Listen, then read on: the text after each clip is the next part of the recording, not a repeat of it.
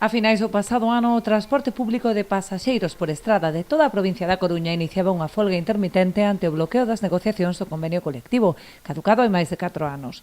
Os traballadores demandan a súa adaptación á normativa vixente cuestións tan básicas como o control horario, subas salariais e a mellora das condicións laborais dos acompañantes no transporte escolar.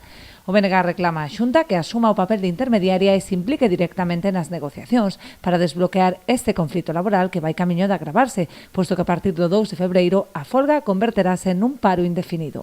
Este conflito que xa está chegando aos 2 meses de duración ten visos de poder aínda empeorar se a Xunta non toma medidas. A partir do día 2 de febreiro está convocada unha folga indefinida no sector do transporte público por estrada.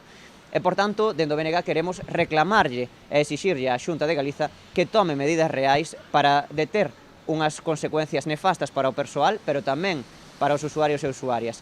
Estamos falando de que no noso concello non só se vean afectados os usuarios que teñen que agardar aquí nesta estación de autobuses, senón tamén os escolares que quedan tirados nos seus centros escolares, tanto nos colexios como nas escolas, para volver ás súas casas.